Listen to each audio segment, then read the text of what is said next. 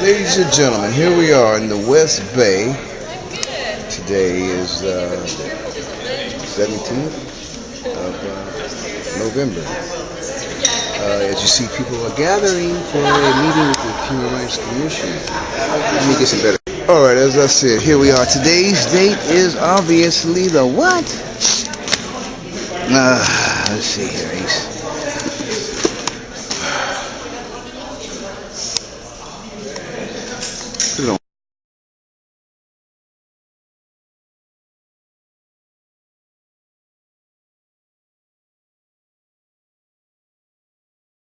Okay, ladies and gentlemen, here we are. Just got to get my camera work together here. We're here at West Bay. A few minutes before the event. Any tapes? Huh? You have any tapes for each other? Audio tapes? No, I sure don't. Sure don't, man. So, I'm ready. We're waiting for the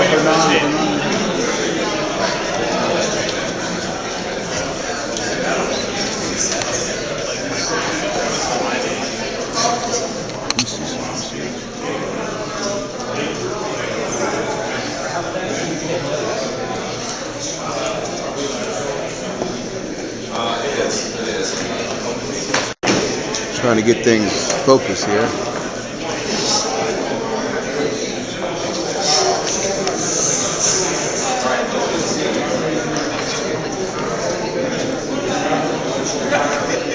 Well, ladies and gentlemen, my camera's kind of messed up, but it's other than that, it's okay.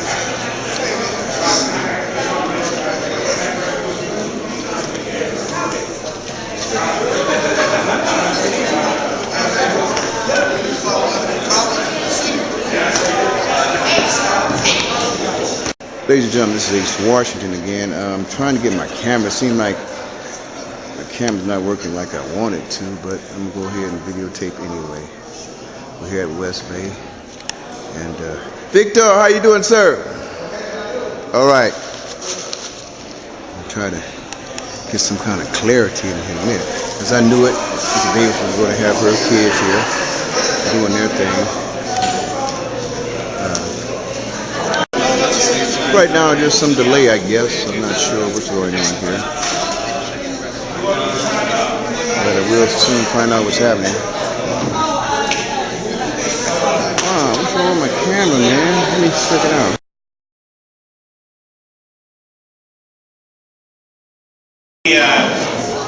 With the sheriff-elect in the room, we can get started.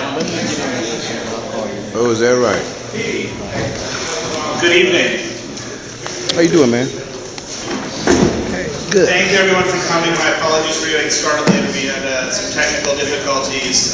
Staff works very hard to put together these meetings outside of City Hall. A lot of moving parts, but we're ready to go now. This is the special meeting of the San Francisco Human Rights Commission. We're happy to be here in the Western Edition. And I want to thank everyone for coming. My name is Michael Sweet. I'm the Commission Chair. We meet twice a month at City Hall, and we try every quarter or so to get outside of City Hall into the community. And as an addition to, we have different members of the Commission set up these meetings in the community. Tonight, Commissioner Cheryl Evans-Davis, who's to my right, was responsible for bringing us to this community and setting up this meeting, and we will follow our tradition by having her chair the meeting. And with that, I will ask and one other thing I'll point out. Generally what we do at these meetings is we start with public comment, and then we go through the agenda items. This evening, because we got a little bit late start, because we have some guests here who are expecting to speak at a certain time, what we're going to do is we're going to have public comment at the end. Folks are invited, as with all of our meetings, to speak on the agenda items as they come up. And we're not going to ask you not to, but what I will say is if you can hold it till the end so we can get some of the speakers, the visitors who are here to give their comments, and then we'll take the public comment at the end, that'll be great. But we will be calling for public comment throughout the meeting. If you can hold it till the end, that'll help the meeting move forward. We will have an open public comment for everyone at the end. And with that, I will call the meeting to order, ask the Commission Secretary to call the roll, and then hand the gavel over to Commissioner Evans Davis. Commission Chair Michael Sweet. Present. Commissioner Vice Chair David Chan. Here. Commissioner Cecilia Chung. Commissioner Chung absent. Commissioner Cheryl Evans Davis. Here. Commissioner Mark Kelleher. Here. Commissioner Fei Wu Lee. Here. Commissioner Todd Mavis. Commissioner Mavis absent. Commissioner Nazmi Mahajan. Here. Commissioner Michael Pappas. Here. Mr. Chair, there's a quorum.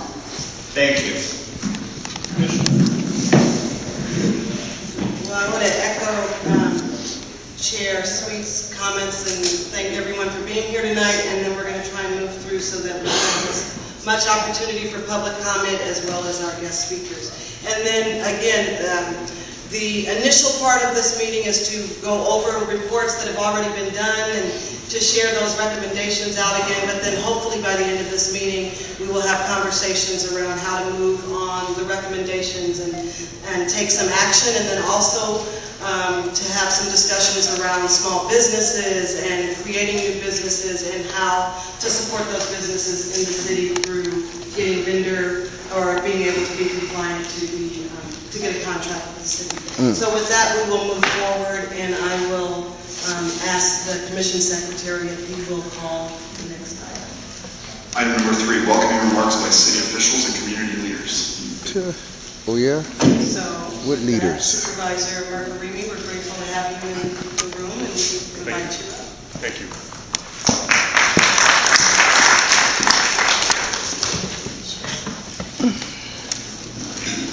Good evening, honorable commissioners, President Sweet, Executive Director Sparks, to the friends of the Fillmore District 5 Western Division.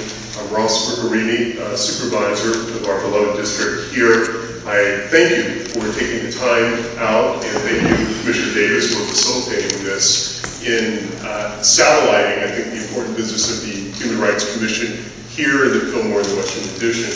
I'll try to make my comments as compact as possible. I'm the outgoing supervisor. I'll be taking office as sheriff on January 8th. So I'll reflect a little bit on the last 7 years of what it has been like to be supervisor of a district that has gone through some significant transition and still going through transition. One is when I inherited District 5, we had the second highest homicide rate and violent crime rate in the city, holding steady for about 20 years.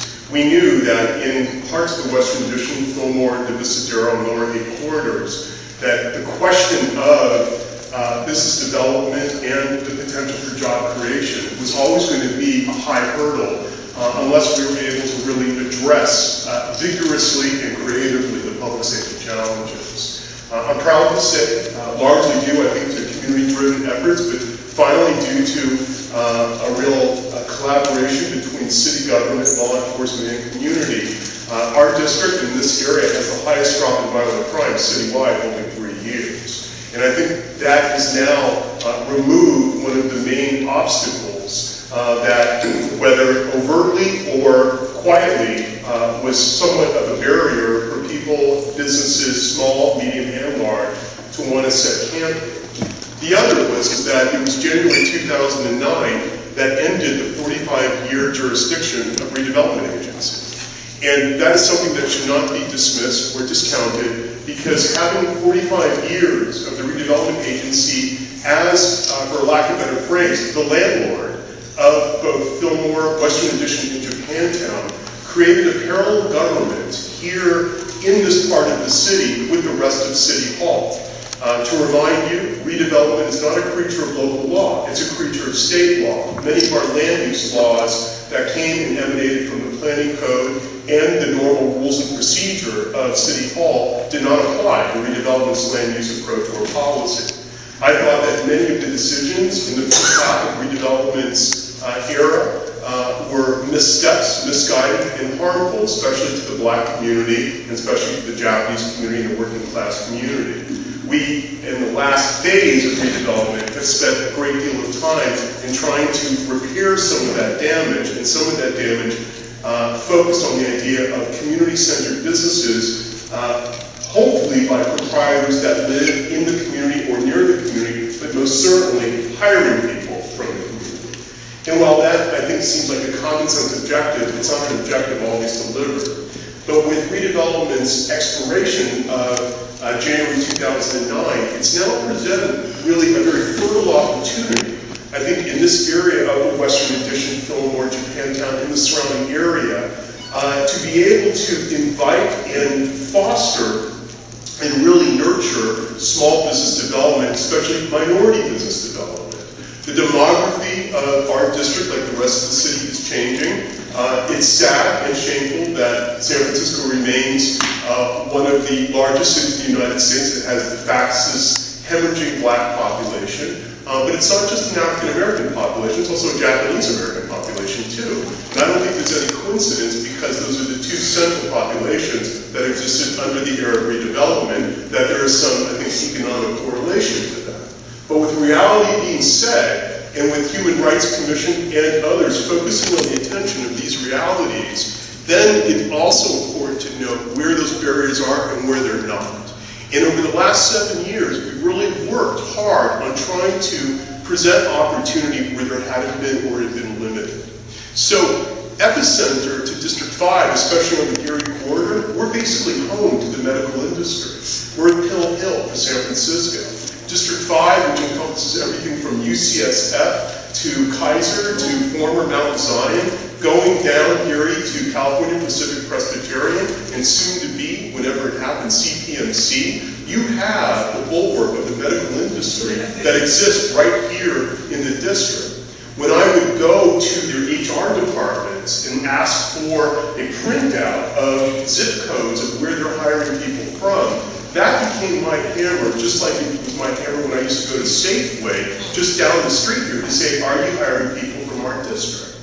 And while there had been often the pretension of these businesses saying, and industries saying that they were, what we lacked is a level of enforcement to make sure that it's actually delivered. And while there's no constitutional requirement or obligation for the private sector to do just that, don't forget that during the redevelopment era, one of the major obligations of redevelopment development was the fact that they had to hire locally, and it only occurred at best on seasonal jobs mostly related to construction. But as it relates to the retail industry, relates to the administrative industry, and relates to the whole sector of the private sector, this is where City Hall, I think, fails, and this is where the business community fails us. That there isn't a focus in areas that have been economically distressed, so that there is a greater sort of expectation, both by community and by government and by business, to make sure that we're hiring people from within the community. And what's worse is that with the transition of redevelopment, it's a tall order to deflect the responsibility on the Office of Economic and Workforce Development, which is under the mayor's office, to really try to pick up the pieces of a 45-year range of redevelopment, when they're working with a budget that is really only created based on the remainder dollars from redevelopment's unspent dollars. Really, it's a fail to start to begin with. And so what this commission might want to arrive at is that there is no budget in order to deal with, I think, some of the very same objectives that I hope and expect that are on your agenda as it would be on mine. Since in San Francisco, we do not have district-based budgeting, in that we budget based by the general fund, for our district in itself requires a chief advocate, which, let me tell you, whether in flush and bad times, this community has never seen more dollars come in, and it's still not enough. But yet we were lucky to see and fortunate to see the infusion of dollars that did come in. But in terms of the business development, we lack what I think is a concentrated strategy in the Fillmore. I was able to get that strategy into Visadero. And because I got it into Visadero, I was able to plan earlier on, because the Visadero was not part of redevelopment's corridor. The border of redevelopment's reign stopped a block away from the Visadero. It shows, I think, the contrast of what we were able to do between Haight and Gary on the Visadero and what we were able to do and try to do here on the Fillmore. So I really welcome, I think, your eyes and ears, to a community here that I think is an incredible transition right now. It's fertile ground. I think that this area is ripe for mom and pop business development. I think that we have answered some of the primary questions of what it takes in order to be inviting. And the last question I would ask for people is that we certainly are seeing progress in the Fillmore area, south of Erie especially, in this sort of sector of our city. Most of the business development is focusing on businesses that will thrive in nighttime, not daytime. Unless you're talking about a grocery store or some other business that is specialized for a particular good or industry. The issue is that what do you do to bring people here so that you can have a destination site that makes retail thrive, that makes a business concept thrive? And what do you do in order to really help nurture that? Creating a destination purpose, whether it's a museum, whether the fulfillment of the jazz theme, which never really has been fully actualized, except for an entertainment purpose at night. It's exactly something that during the day that I think remains to be answered. And I'm hoping that both HRC, Office of Economic and Workforce Development, and the other organs of the city government really focus on this. And I gotta tell you, even though I'm moving on to be sheriff, I'm a resident here. And so I'm a constituent too of this neighborhood, and I will not sort of lose sight of the work that's been done in making sure that the city does rally around, I think, some of the unfinished business. I'm more than happy to answer any questions, but thank you very much for your time and attention.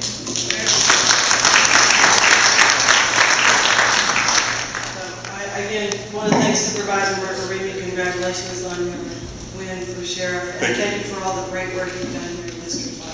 Thank you very much. Okay, and You get now to walk we will away like ask, that? Oh my Reverend God. Amos Brown Oh, Reverend Brown. to give remarks. Remarks? I can't believe this. Oh my God.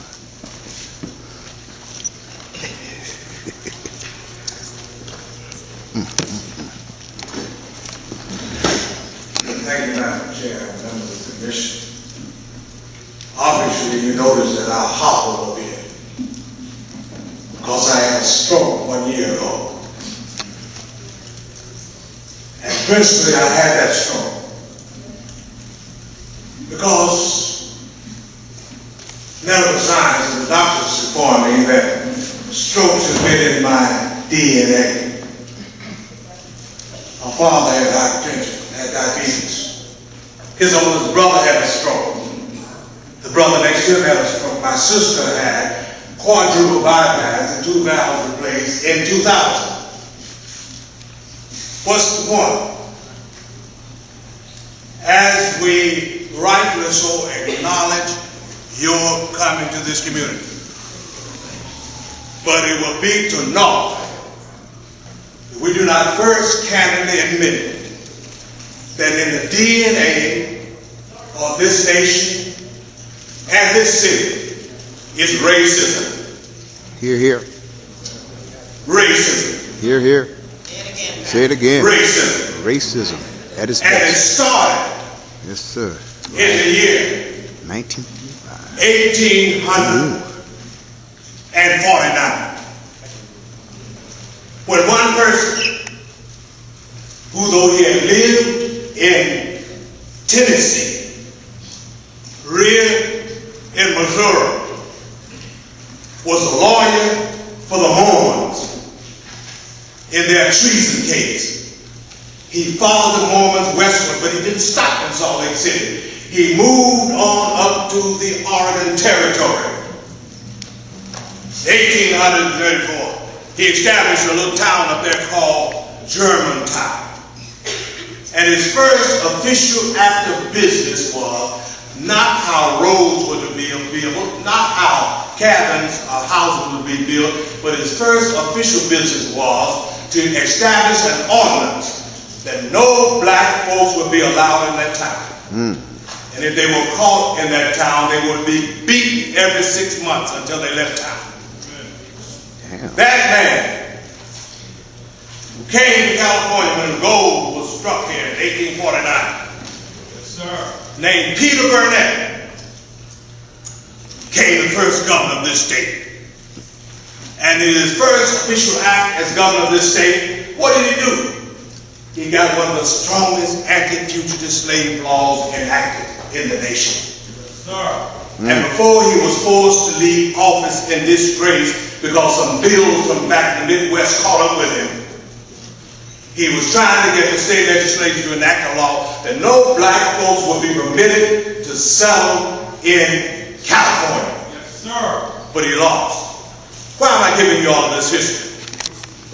To remind you, to prick your conscience, that you would understand that this abysmal plight of black folks in this city is because it has been in our DNA of racism.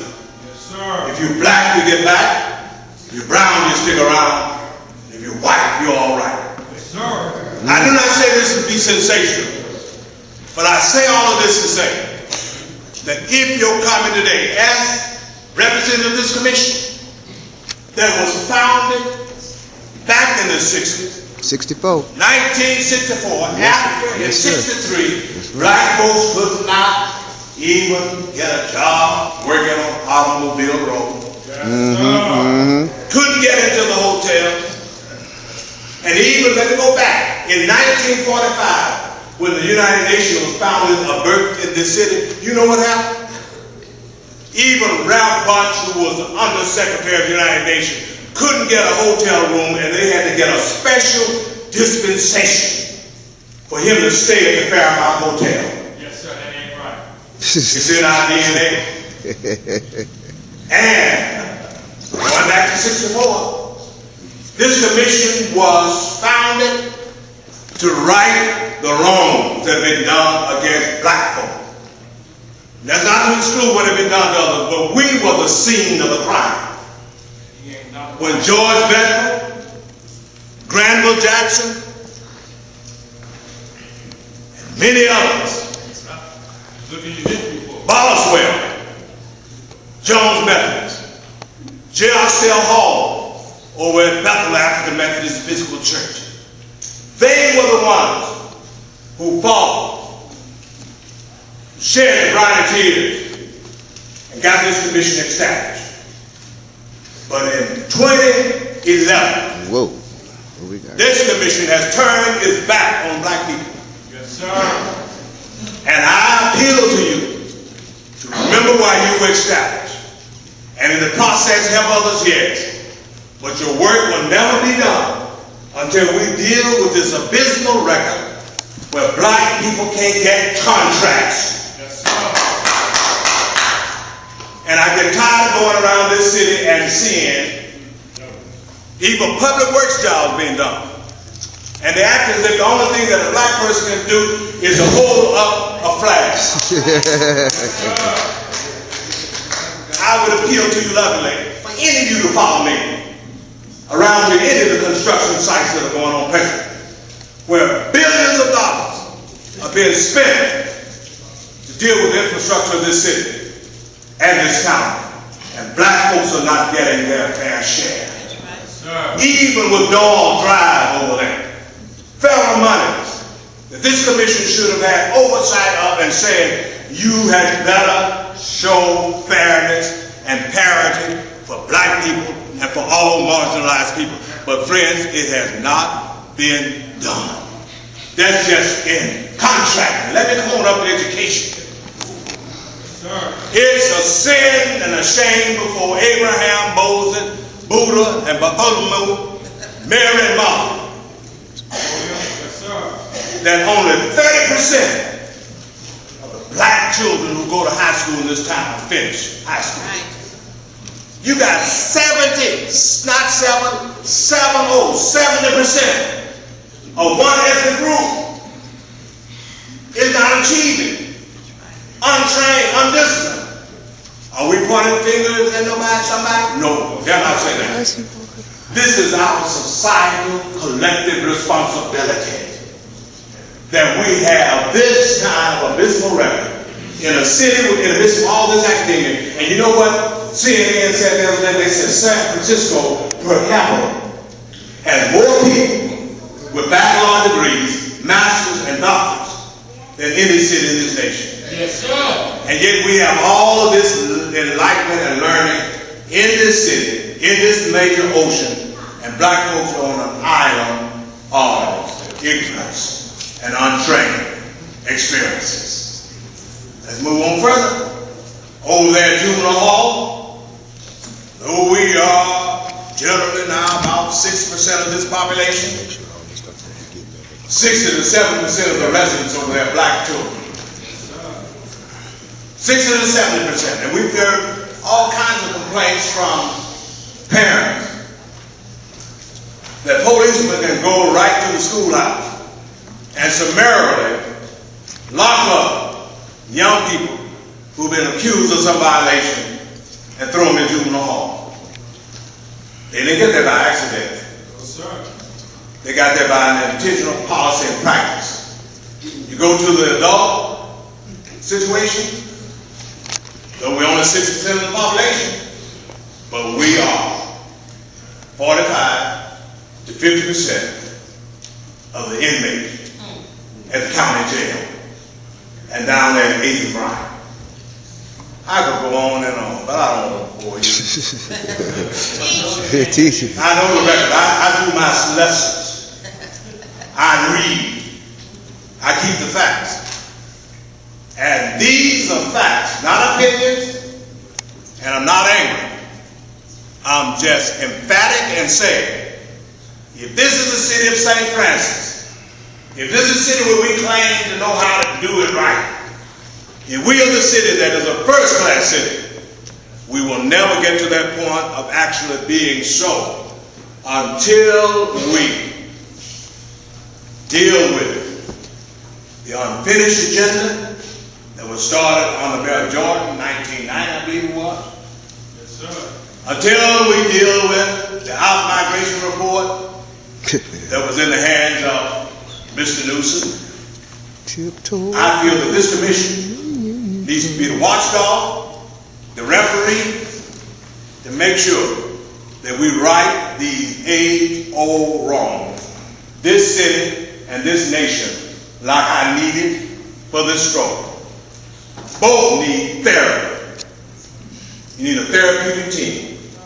And I would like to respectfully suggest that until we ask the mayor to take some initiative where we put our money where our mouth is, until we say to the mayor and the board of supervisors, you need to intentionally be serious about this matter and stop studying. We've been studying black folks long enough. It's time we start studying the majority culture and ask what's wrong with them that they don't want to share, be fair, and to do justly, to love mercy, that we may all walk humbly with our God. Let me give you an example where there's been some best practice. Other cities have done it. I was late yesterday because a young man who just moved to this area. He's from Cleveland, Ohio, where they had similar type sicknesses when it came to achievement of black people. And what happened? The governor of the state of California didn't just talk about it, but he established an initiative, the governor's initiative for increasing the graduation rate. We need to take an initiative in San Francisco County and respectfully ask this mayor to be about the business of stop talking about justice, but being justice in contracting, in education, in housing, and making sure that this city represents diversity. And that will be a day of silence and rejoicing. But until then, what Granville Jackson, J.R.C. Hall, and all those others that time not permitted me to mention are turning over in their graves, because we are now down at the point in San Francisco that there are not even enough black people here to fill a Candlestick Park. That's a sad commentary. Sad, sad. And you know how it happened? Let me give you this footnote to show you how this sickness starts up on high. From 1979 to 1984, the United Nations High Commissioners set a quota for immigrants to the United States. Yes, sir. You know what happened in San Francisco? We accepted 45 to 50,000 Southeast Asians. We accept 50,000 Russian immigrants. And though 50% of the world's refugee population was on the continent of Africa, during that period, the quota never got over 5,000.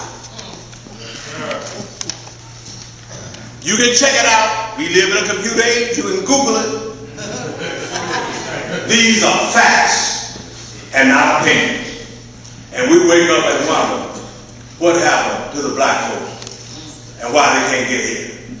If Kaiser went down south in 1943 and got us wholesale to work At the in the shipyard. shipyards, Shipyard, yes. to work as longshoremen, to work on the railroad. Why?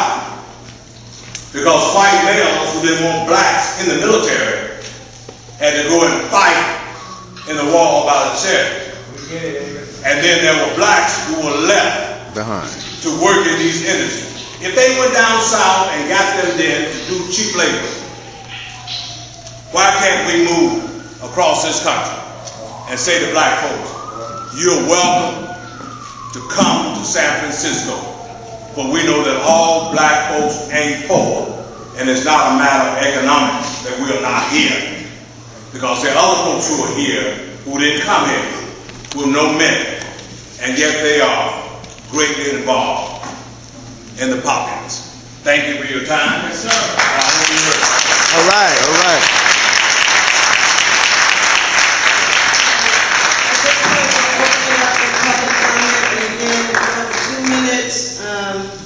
Time limit for public comment, and then we want to remind people that there's time to speak at the end for public comment, because we do want to get to the other speakers. Good evening. Just to kind of echo what Mr. Brown said, I'm in the construction business. And when I first went into construction business... What's your name, sir? Could you identify? My name is Charlie Walker. Okay, go ahead.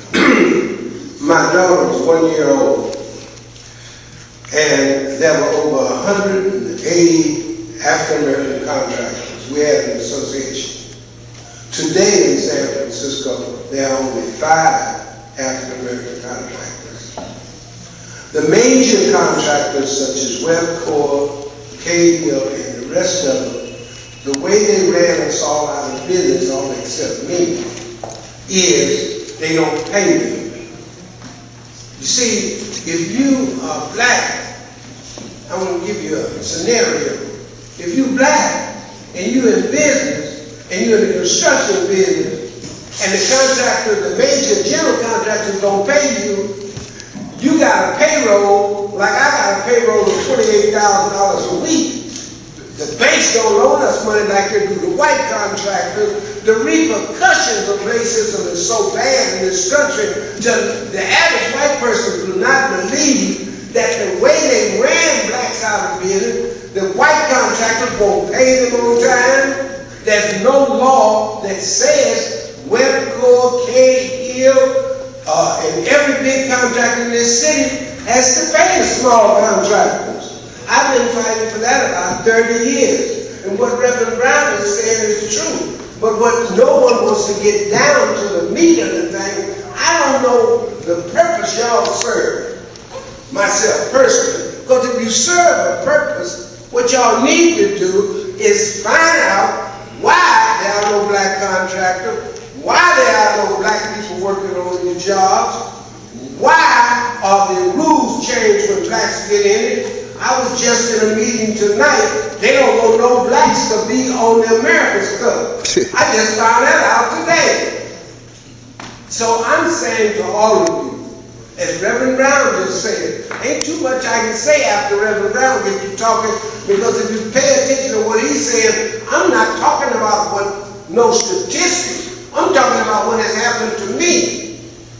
You know, the only reason I survived, I got fortunate and discovered how to clean oil off of sand, and I cleaned up all the oil when the Standard Oil chips collided in the bay. Only reason I survived is up today. So y'all need to understand, as it was when my mother and some more women got mad because they wouldn't let black people work on Auto Road, and they started a demonstration, they created the Human Rights Commission, and they were all black. Today, ain't one black person on that same commission. You see, there's something wrong with the whole thing in this country that I have asked several times. We as black people need a black human rights commission so that we can air our problem, because all of white people, and I'm just telling you the fact, y'all carry baggage too, because y'all can't go back to the white folks and say, I'm going to help them black. Then you got a problem. I'm just saying that is really what is going on in America.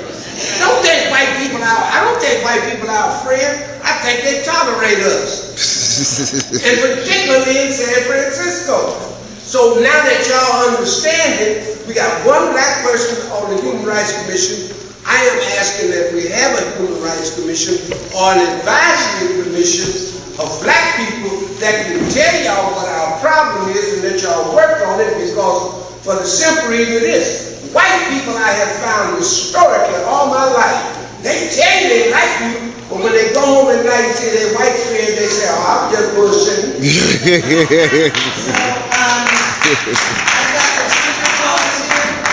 I've got some speaker cards here, and so, Mr. Evans, are you speaking on items 2 or 3? Yeah. And so, the speaker cards that I have are all relevant to item 5. So after Mr. Evans, we're going to move to the director's report and try and keep it moving. So, What about the... I'm sorry? So the chair's report, or under the remarks from Supervisor Mercury or Reverend? I just want to, my name is Randall Evans. I just want to go on the record from what I just heard from Ross McElhaney, Charlie Walker, and James Brown. It's unfortunate that we're standing here talking about so much history when we got so much work in the future. The bottom line here, if you're going to take a serious analysis of what's going to happen, and it's still going on, you talk about the Fillmore Center. And at the Fillmore Center, folks that would stand up here, Amos, Brother Taylor, was part owners of all that.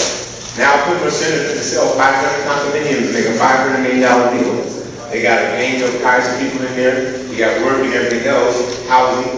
I just think it's important to not point the finger at the Human Rights Commission, because when they had the Human Rights Commission in effect, when they made those 23 recommendations, it was filled with the black organizations. They were responsible, as well as Willie Brown, to do something about it.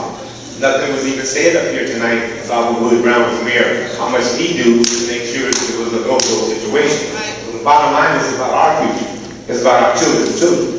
I don't care about no older folks, no disrespect, that want to come up here and tell me some history lesson that I was a part of and being damaged and hurt by it. I want to hear about how you're going to sit down with us, talk to these young folks, and get busy on changing some things out here. Because as far as I'm concerned, with what's going on out here, if we don't eat, I don't think nobody should eat. You know, and that's the bottom line. So if we're going to get to that, and we need to come to y'all in a humble position and say, I wouldn't care if there's only one black person on the Human Rights Commission. If that one black person, I can get that ear, and the word could be spread throughout the commission, but allow these situations so that we can be heard. In every other community, and I'm closing on this, in every other community, nobody comes up to these kinds of commissions and asks for you to go to the mayor. In every other community, they have their own organizations within the organization taking care of their people. We had that in the LA election. And for everybody that stood up here to talk was a part of demising it. So we need to be about our business, about our community center, so we be about ourselves. Thank you.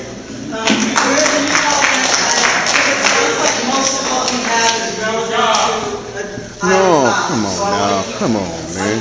So we need to keep moving so we can get to item 5. What's on item 5? Give reports, and it sounds like everybody's commenting on that, so we need to keep it moving. What is item 5? Hello. Well, I want to make sure everyone's listening. Espanola Jackson, and I'm from Baby Hunters Point.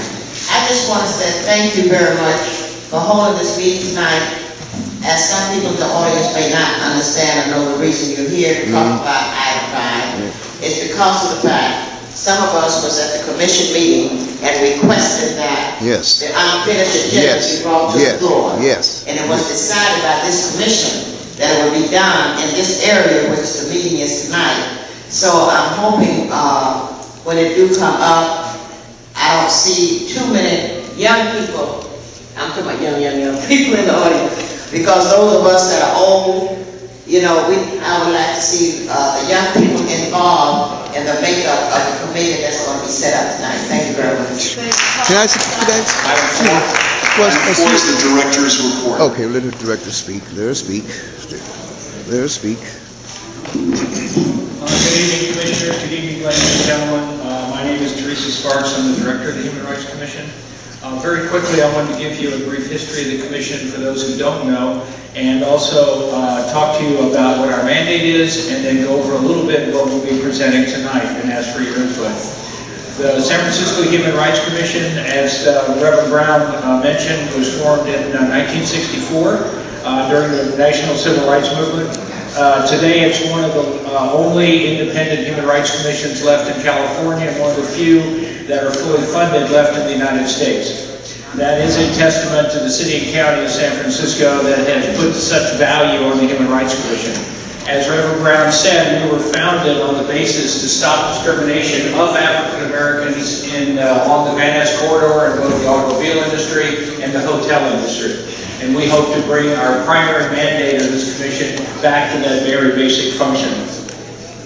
We're mandated with administering and overseeing all non-discrimination ordinances in the city and ensuring equal access to housing, employment, public accommodations, and health care for all residents of the city, irrespective of race, religion, creed, national origin, color, ancestry, age, sexual orientation, gender identity, domestic partner status, disability, HIV status, height, and weight. The agency also administers the local business ordinance and also the equal benefits ordinance of the city. We have 3 citizens advisory committees, one which oversees the local hiring ordinance, the local business ordinance of sort of small businesses, one which is dedicated to looking at areas of discrimination in communities of color, referred to as the Equity Committee, and one which is looking at discrimination in the lesbian, gay, bisexual, and transgender community. We are looking now for members to join these committees. And if you have an interest in joining any one of these committees, we have an online application at the commission website, or you can call the Human Rights Commission and we can make sure you have an application. We're actively seeking members from this community to be involved in the Equity Committee to help formulate the plan over the next few months to move forward with economic development and job creation in this community. Mr. Henderson, glad to see you today. Some of the projects we're working on right now, many of which affect members of this community, are alleged discrimination against those who have been previously incarcerated or arrested, and we're working with the Board of Supervisors, with the Supervisor Bergerimi and others, to develop regulations to stop discrimination against people who have been previously incarcerated. What's up? We're looking at discrimination by law enforcement against arrests based on drug violations, based on profiling, or based on race or country of origin. We think that's a critical issue, as mentioned by Reverend Brown, and we believe that's something the Human Rights Commission should be working on. We're working on discrimination based on immigration status, and we oversee the sanctuary city policy for the city and county of San Francisco. And we're also working on alleged discrimination in the African, Arab, Middle Eastern, Muslim, and South African community in San Francisco. 2 years ago, we opened an office in the Bayview community to do workforce development and to do workshops for small businesses in that area. And in the last 2 years, we've counseled more than 250 individuals and small business owners with weekly workshops in that community.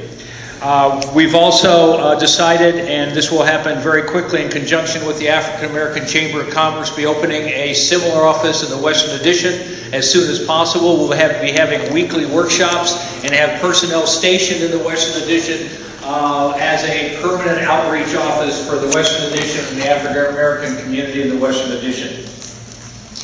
We recognize Since 1993, the city has been studying the out-migration and the issues surrounding the African American community. Starting in 1993, the unfinished agenda was published and developed a set of recommendations and implementation.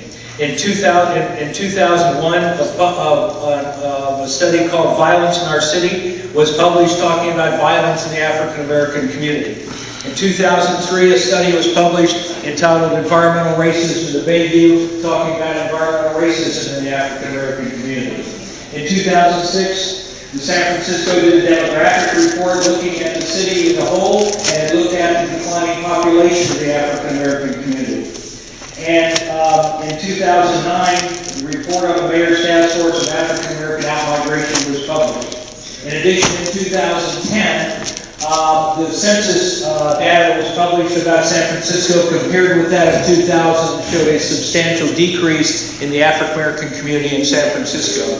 We believe that the San Francisco Human Rights Commission that we should not and will not write any more reports, do any more studying. It's time to look at these issues, look at the implementation, combine all of these together, and try to come up with programs for the community, to work in the community, to implement the recommendations that have been developed by the city for the last 2 decades. That's why we're here, to start the conversation.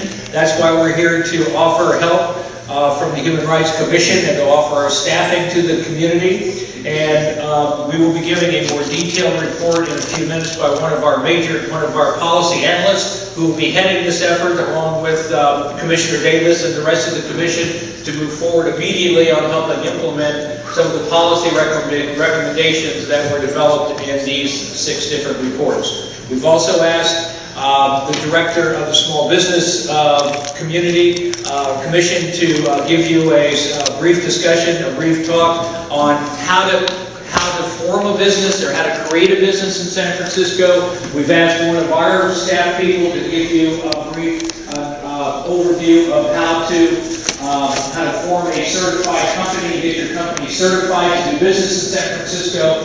And we also want to announce on December 12th, at the federal courthouse on 7th Street, we will be facilitating a jobs meeting and a local business hiring meeting, which will be populated, which will be attended by all of the major contracting agencies of the city and upwards of 80 different contractors in the city looking for staff, looking for local business participation, and talking about job opportunities. That will be from 10 till 4 on December 12th at the Federal Office Building on 7th Street, and you're all invited to attend. With that, I will turn the agenda back over to the Commissioner. Thank you, Commissioner.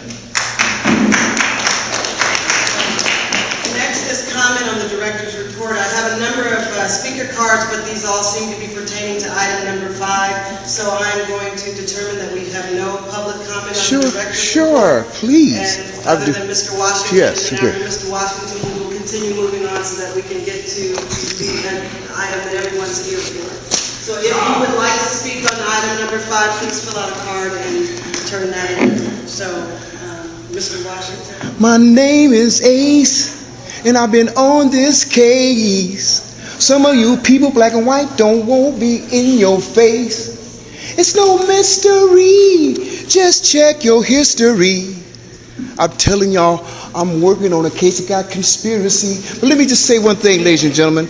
I'm not being boastful. There's about 2 or 3 people that's in here that was on that task force. We got Sharon Hewitt. We got Barbara Cohen. We got Reverend Brown. I can't see nobody. And yours truly was there. I'm the only one that have video copies of those meetings. So let me just say in short on the director's report. The director's report sounds good, looks good on paper. But one thing is for sure. I am totally convinced that what Reverend Brown said, the Human Rights Commission had 2 decades, 3 decades to do what they was put together. 4 decades. And now we got our younger generation, they don't have a clue of what's going on. All they hear is all this, y'all sitting up there talking about what you've done and what you're going to do. One thing is for sure. That report and the one prior to that with the unfinished agenda was put on a shelf by the mayors. And the current mayor that just left, his name was Newsom. You know, I asked the mayor, but he didn't care. He went out the door and he tiptoed up to Sacramento. But one thing I want to say to y'all and this current mayor, Ed Lee, he knows me. We worked together when he was with the HRC. But it's no mystery. Please don't get mad at me.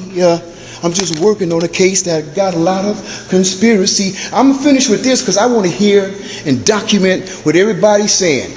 Because prior to this, at those meetings, ladies and gentlemen, if you've seen the tapes that I had here, you would say, I mean, what are we here for now? And what Reverend Brown said, truly, I mean, I'll cease it right there. I'll cease right there. Thank you very much. I appreciate it. Call the next item. Slide A, compared analysis, findings and recommendations of various reports approved by the Human Rights Commission.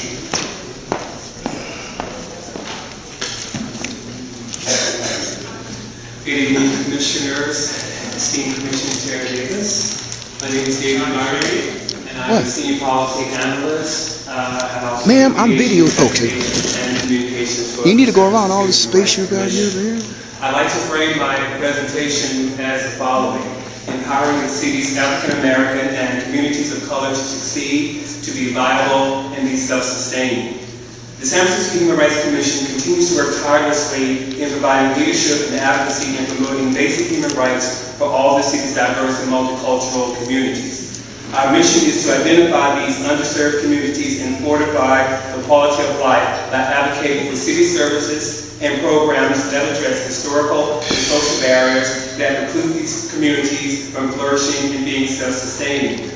The document you have before you is offered as an organic manifestation of the HRC's review and analysis of the various equity and diversity reports. These studies have been conducted over the last 2 decades and in an effort to address not only the retention of the African American community in San Francisco, but also how the city may attract African Americans to the city. These reports include, again, that has been stated, the 1993 The Unfinished Agenda, 2001 Violence in Our City, 2003 The Environmental Racism Report, 2006 the San Francisco Demographic Report, and in 2009 the Mayor's Task Force on African American Outmigration. The Human Rights Commission acknowledges these good faith attempts to address the issue of Black flight to more affordable and culturally sensitive locales. However, the Commission also recognizes that the African American community remains frustrated and continues to feel marginalized by what seems to be a failure on the part of the city leadership to implement the report's findings and recommendations and address this matter with real, tangible, and substantial outcomes or results. It is important that I manage expectations at the beginning to note clearly this analysis or flowchart document is a work product and is not opted to revisit historical challenges that have resulted in the valid frustrations of the affected communities, nor to make any empty promises that will result in more disappointment, or to exclude any individual or group from creating their own mechanism to afford change and advancement for the African American community. What I hope this work product will be useful for is creating a possible reference tool or roadmap toward empowering our affected community to develop sustainable strategies to move forward toward acquiring greater civic, social, cultural, and of course economic self-sufficiency. This roadmap, if you will, attempts to put in a concise, user-friendly manner the purpose of the reports, the specific issues of focus, as well as suggested recommendations. As noted on the flowchart, you see the San Francisco Demographic Report from 2006. The goal of this report was to provide city leaders and policymakers with a starting point to examine civic, social, and economic impacts on quality of life in communities in San Francisco. The Unfinished Agenda. The Committee on the African American Hierarchy of San Francisco Human Rights Commission was formed to assess the status of African American community in the city between 1964 and 1990. The 1993 report looked to analyze whether the community was better or worse off than contemporary standards. The report was designed to address inequities in 8 areas. is violence in our city. San Francisco welcomed the 21st century with a wave of unprecedented violence from September 2000 to March 2011. The city's African-American neighborhoods witnessed more than 50 murders. The overwhelming majority of victims were young African-American males. Environmental racism. The report of this report was to attempt to create a bridge between city government and Baby Hunters Point community concerning issues of environmental justice. Baby Hunters Point is a neighborhood suffering from a shockingly high degree of environmental degradation and contamination. Not coincidentally, it's the highest rate of breast, cervical, and prostate cancer, asthma, and respiratory illness in the state of California. The African American Out-Migration Report. The African American community is currently experiencing an alarming decrease in population in the city and county of San Francisco. City officials are concerned, and concerned citizens look to identify and address the causation of the exodus by creating a 2009 task force to develop recommendations for action. Recent reports note that the African American population is below 4% and is on trend for further decrease. The African American community is calling on city leadership to not only slow the process, but reverse the trend through socioeconomic empowerment and development of the African American community. And lastly on the chart reflects the 2010 census of the African American population in San Francisco, which reflects a 5.8%. However, if you look below, African American leaders note that the actual percentage is way below that. In fact, it's in fact below 4%. I believe one of the most crucial elements of the document outlines the common themes that are present throughout the various reports. And if you look, they include a buy-in and commitment from city leadership, a question of funding, to reconsider the appointment of a czar, greater political empowerment, address community perceptions that the city is unwelcoming to African Americans, create tourism directed to the African American experience, to look at economic development or jobs, and more jobs. We also need to look at affordable housing, youth-focused mentoring internship programs, higher education, media engagement and public awareness, outside advocacy. The African American community must also step up, and cultural competency sensitivity. As you can see at the top of the list, being the buy-in and commitment from city leadership to not only simply recognize the issue, but to be proactive in advancing real, tangible, and substantive outcomes. If city leadership is truly committed to addressing these findings of the various equity and diversity reports. However, it is important to note that the affected communities must also play a vital role in taking command of their own destiny and viability of their communities. One method, in part, a major component of this meeting tonight that creates a venue for self-sufficiency and empowerment is in creating an economic development strategy to generate, once again, substantive and sustainable economic growth opportunities and community development via entrepreneurial ventures and small businesses that help to support the community by stimulating economic viability and reinvesting in the infrastructure of the community, not only to retain residents, but to attract people to a community that they want to live, raise a family, and send their children to school. The presentations to follow are meant as a reference and resource tool to provide some guidance for fostering greater economic opportunities and community development through the small business process. After these presentations, I will offer an update on some of the efforts of the Equity Advisory Committee, which is one of 3 advisory committees for the Human Rights Commission that also has developed some proposed action items to enhance positive outcomes as it relates to an effective economic development strategy. We will do public comment for all 5 at the end of all the different presentations. So I'm just going to go ahead and move to B, which is, and also discussion on creating economic development strategy to generate substantive and sustainable economic growth opportunities.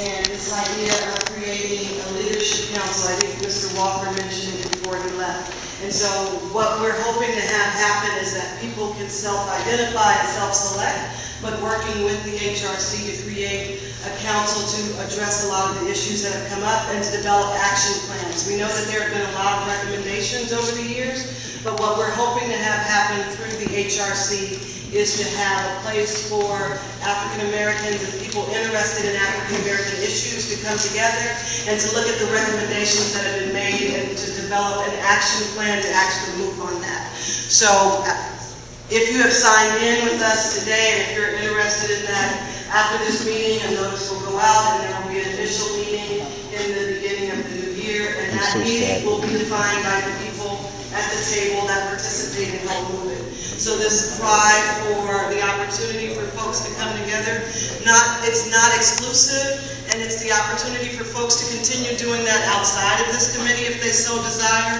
but it's an opportunity for the HRC to be involved and be engaged and to help facilitate that conversation. So if you are interested in participating in such a forum, look for that email in the new year where we will be hoping, myself working with the HRC to facilitate the conversation and that dialogue to address the recommendations that have been made.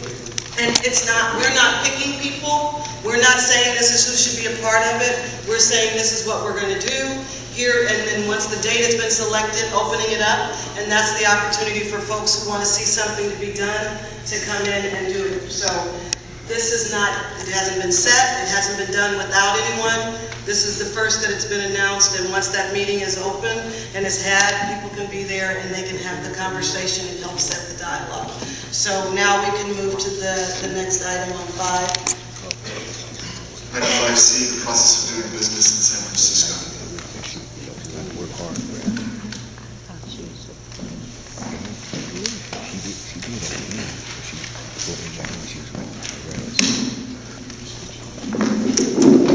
Good evening, Chair Sweet, Commissioners, Director Sparks. I'm Regina Dickendresian, and I'm the Director of the Office of Small Business. And tonight I'm going to tell you about what our office does, the services that it provides, so that you understand the resource that our office is able to hopefully be a part of in terms of the direction that you move forward with. So the Office of Small Business is part of the Small Business Commission. The Small Business Commission was created in 2003 as a charter commission, and its mission is to foster and promote small businesses in the city and county of San Francisco. It reviews and advises the Board of Supervisors on policy matters as they move through the legislative process, and also makes additional recommendations on policy matters or the way that businesses engage with the city to simplify and improve the environment. In May of 2008, the Small Business Assistance Center was opened, which is part of this office, and its role is to provide new businesses the roadmap that they need to engage in opening their business within the city. Also, we are there to assist existing businesses on any particular needs that they may have engaging in the city. So, just to be very clear that our office does not execute any programs. We do not have funds to administer programs. Those programs are done through our Office of Economic and Workforce Development. We're strictly a policy and service side. Our definition of a small business is under 100 employees, and that is 95% of all businesses within the city. So that's approximately 71,000 businesses in the city are small business. Before you, I have some documents, some key documents that are my let me step back for a second. So our department, I have 2 individuals who do the business assistance. We're open Monday through Thursday from 8 to 5 for walk-ins, calls, emails, to assist individuals. So I have 2 people that do that. And then I have a commission secretary and myself. So it's a staff of 4. Who is it, man? I need staff. Ladies and gentlemen, I just got to come over here and say something. I'm really totally disappointed in this meeting. As you see, these city officials still come over here, try to tell us what they go. It is irrelevant to what we're talking about tonight, which is the out-migration report. And I said a few things, but you notice I'm the only one that they said 2 minutes. That's the way it goes, I guess, because my name is Ace and I've been on this case. Some of those people on that panel don't me in their face. That we've seen, especially in this economic crisis, when prior to the economic crisis, access to capital was relatively easy, but now it is not. One of the first things that we ask businesses is, one, do they know their credit score? And it's very interesting the number of people, and the vast majority of people don't know their credit score, because that is a key thing in being able to access capital. So perhaps one of the things I might note is that financial training, I'd like you to tell Ed Lee, all this is rhetoric. See, they're wasting all our time in the community. Talk about the out-migration. We don't want to hear about her department here. They're doing a damn thing for us. This is a platform that's really unacceptable, but I'm going to be calm and cool and collected. Because my name is Ace and I'm on that case. 2008. So strong financial literacy, building, understanding how you manage your money affects your credit score. And if you want to be an entrepreneur, you want to open your own business, that's a key thing to, I think, start at a very young age. We ask businesses what is their business, what do they want to do? Generally, people come to us with an idea, and we'll find out what sort of stage they're in. But this document here that you have is our checklist, so that we will inform them of their federal regulations that they need to comply with, state licenses and fees, and then business registration. Any entity that wants to do business in San Francisco for 7 or more days must register their business within the city. There's the personal property tax that most businesses need to pay. And then there will be a sundry of different licenses and permits that are required based upon the type of business that you open. In this particular area, the Fillmore area, it is in an enterprise zone area.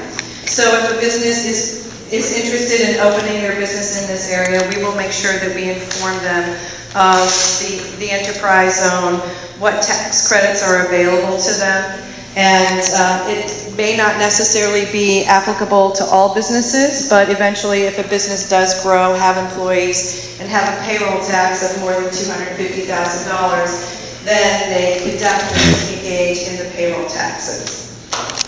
The mayor has a revolving loan fund, and if they are planning to either open their business or expand their business and they're going to hire at least one employee, then we let them know that they may be eligible for the mayor's revolving loan fund. The Department of Human Services also has a hiring incentive program, what we call now the Jobs Now Free, that provides a subsidy for the first $5,000 in wages. So again, this is an additional assistance for businesses who are starting their business and who want to hire an employee.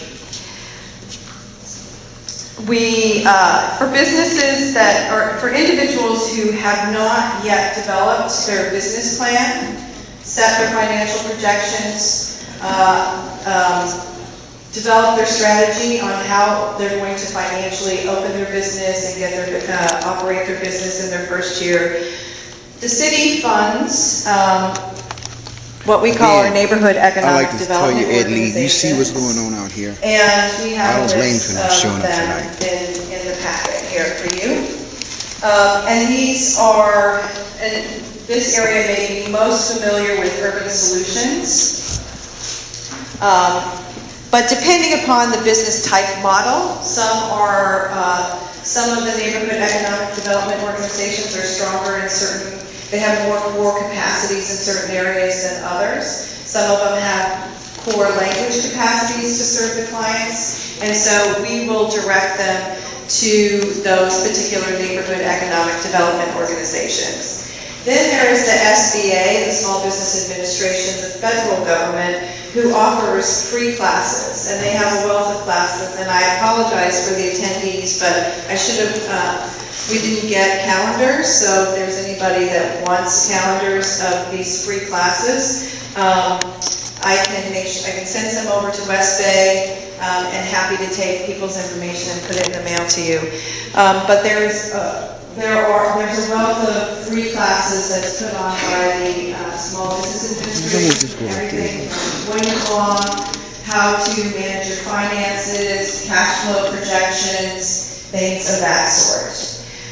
And then we have then with most of the businesses that we see in the early stages, because most of the businesses we see are your do-it-yourselfers. These are ones that are probably not going to be ones that are what I call well-financed. Those that are well-financed, usually they have lawyers, they have people who assist them in opening businesses. So most of the businesses that we see tend to need microloans. And the microlenders tend to lend anywhere from $1,000 to $250,000, depending upon the lender. But the one thing that most of them do require and do look at is a credit score. And that's why, when I mentioned it in the beginning, the concept of the credit score, even for microloans, is something that is looked at. There's only one microlender that does do maybe emergency loans that may not consider that, but they do take a look at how you manage your debt.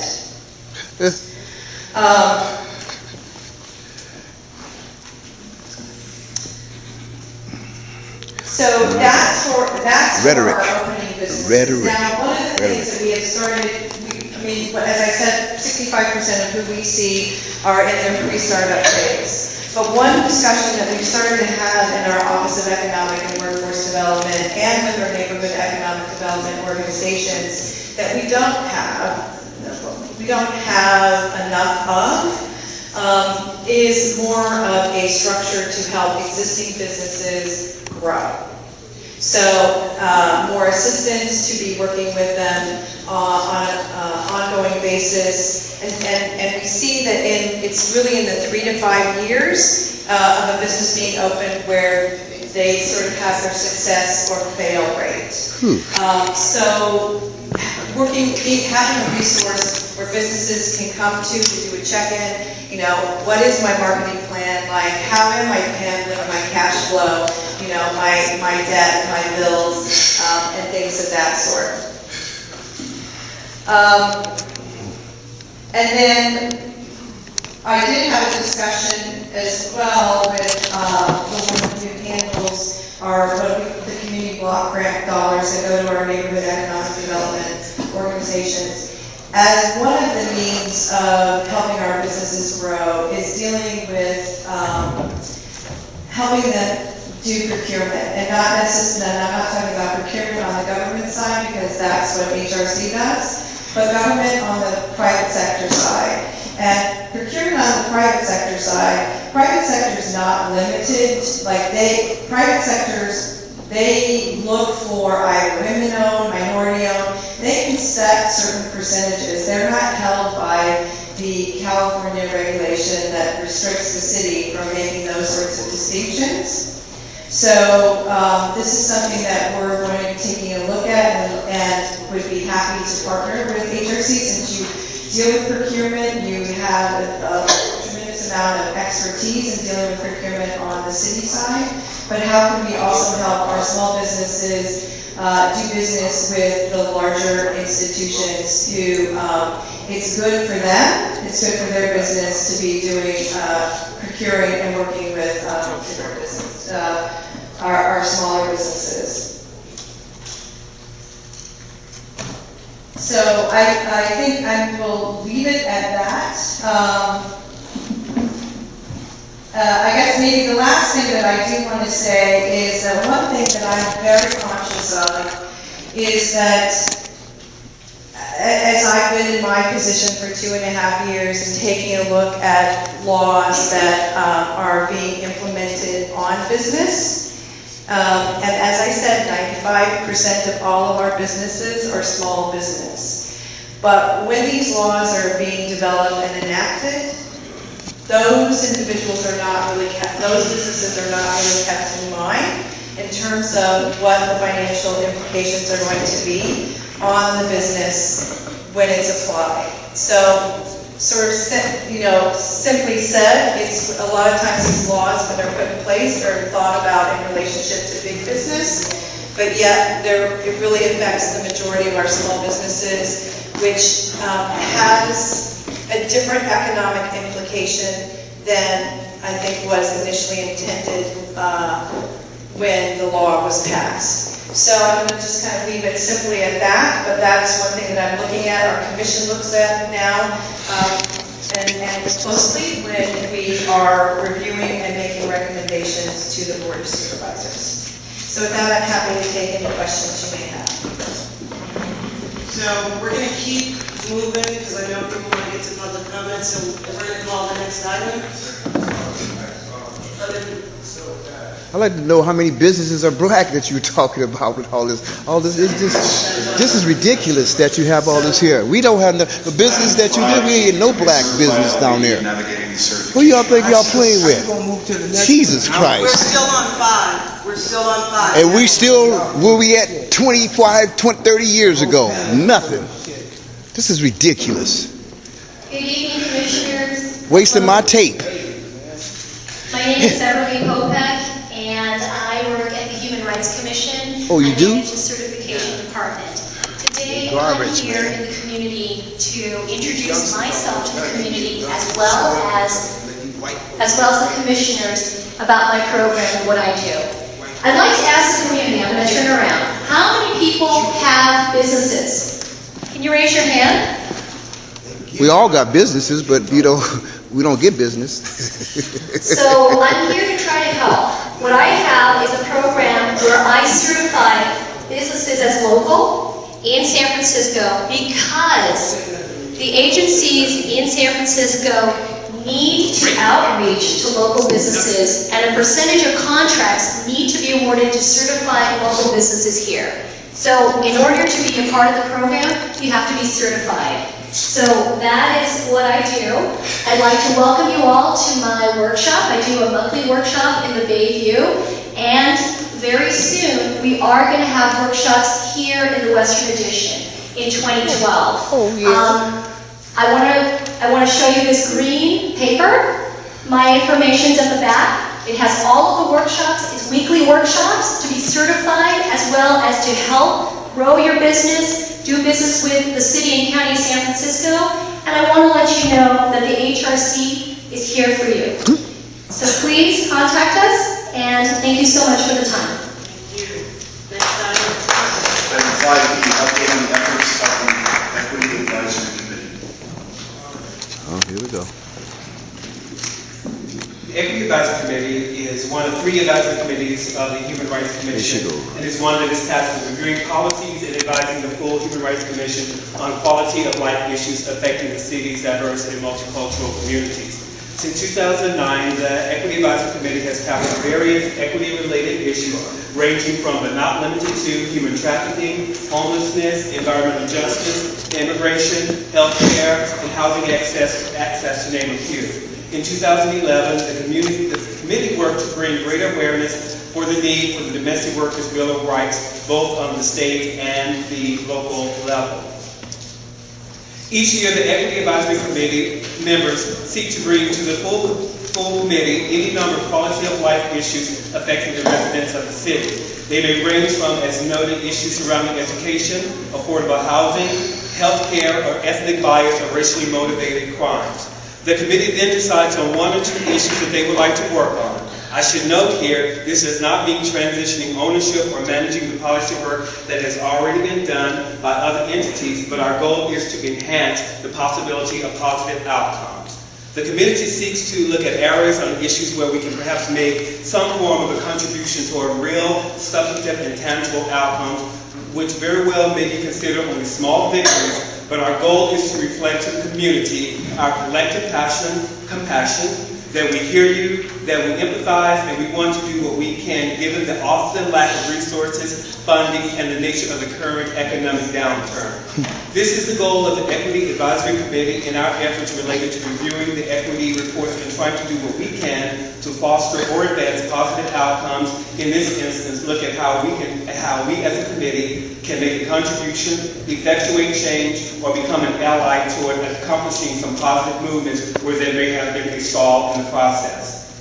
In looking at the common themes that came out of the report, the Equity Advisory Committee has tried to develop an action plan or strategy that would foster a collaborative effort between the city leadership and the affected community that would result in more progress and advancement on this issue. Some of the action items include ensuring greater outreach to the community that would not offend Prop 209, but would allow for access and information to jobs and economic development for local communities where there is proven desperate treatment. Work with city officials on local high coordinates to ensure that African American community has adequate access to information regarding jobs, housing, and workforce opportunities, including establishing an effective working relationship with other existing programs like City Build and MyE. Also empowering the Economic Advisory Committee and the HRC to develop as noted, a Community Leadership Council to expedite and ensure a realistic and measurable effort is being put forward by the city and city leadership to effectuate these recommendations. The Leadership Council would monitor, address, and provide an immediate response to issues in the city and act as a conduit to City Hall and the business community to ensure that community feedback is being heard and resulting in action items or implementation. Lastly, community stakeholders need to see and feel more supported action by the city to counter that popular sentiment that city agencies and city leadership do not care anything for the Black community in San Francisco.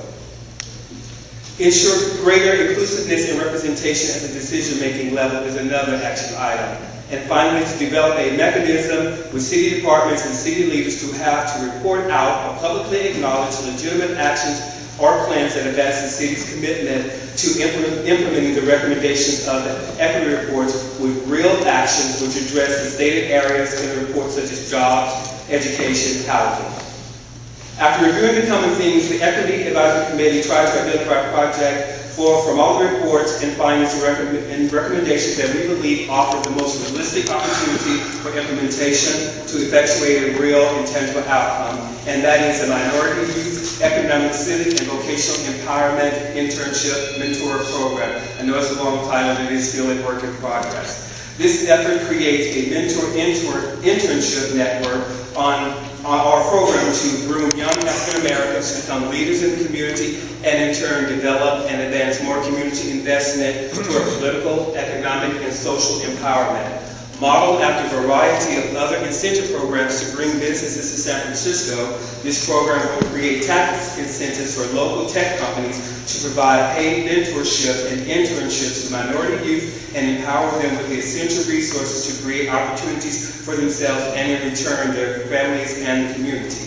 The Equity Advisory Committee is currently developing and implementing and has an implementation plan to identify potential allies to assist us in all of these issues, including funding, as well as helping the committee reach the goal of effectuating tangible outcomes that would be beneficial to the affected community.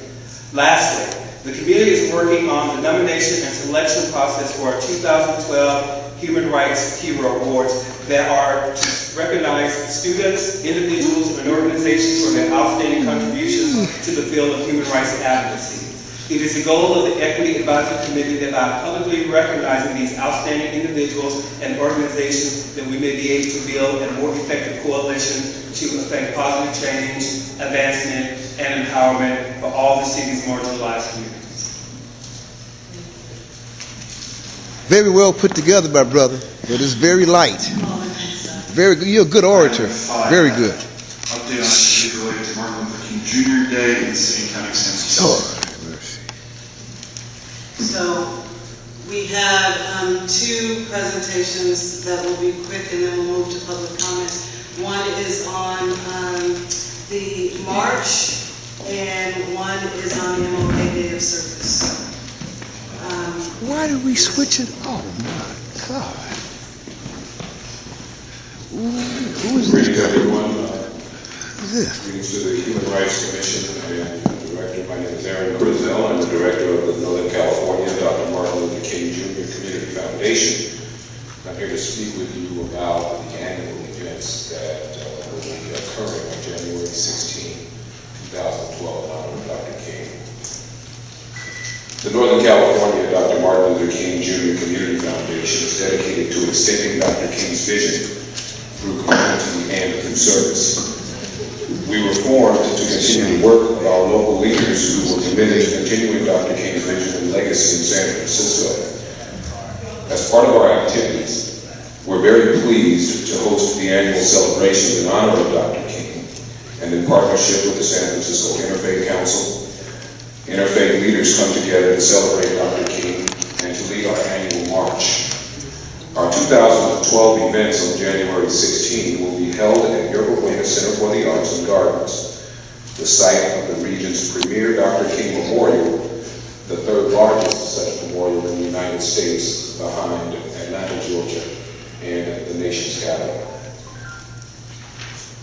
A host of free events, including our annual march, MLK presentation programs, interfaith ceremony, Health, Preparedness, and Sustainability Festival in partnership with the American Red Cross of the Bay Area and the San Francisco Department of the Environment, as well as the San Francisco Hospital Council, and the launch of our Children's Reading Festival in partnership with Marcus Bookstore, which is the nation's oldest African American bookstore, Target Corporation, and a host of other partners there. We have free museums, free and deep discounted transportation on BART, SFTA, Golden Gate Ferries, and Golden Gate Transit. We even have deep discounts for those who are traveling from Sacramento on Amtrak and from the Central Valley on the Central Valley Corridor. We also have, in partnership with the Santa Clara Valley Martin Luther King Association, the one of two standing freedom trains that were formed at the outset of the national holiday in the 1980s. The 54-mile journey from Dearborn Station to Caltrain Station is one of 29 freedom trains that started during the holiday to celebrate the march from Selma, Alabama to Montgomery, Alabama during the 1960s. It is now one of only two. And so we're very pleased that we have several activities here in the San Francisco Bay Area that are not only significant to us in the region, but also significant nationally. And so as we move forward and get closer to the event, just as a point of information, you can log on to norcalmlk.org to get more information, and on our Twitter, you can find us on Twitter as norcalmlk. And if you go to Facebook, put in NorCalMLK, you'll get information on our community page there. So we're very happy and very pleased to again present to you and to this region the annual event, and we're very thankful to be part of the San Francisco Interfaith Council to bring together a real important component of our events. As Dr. King was a minister, we're able to bring together faith leaders from all different aspects and different beliefs to come and celebrate the unifying vision of God. Thank you very much.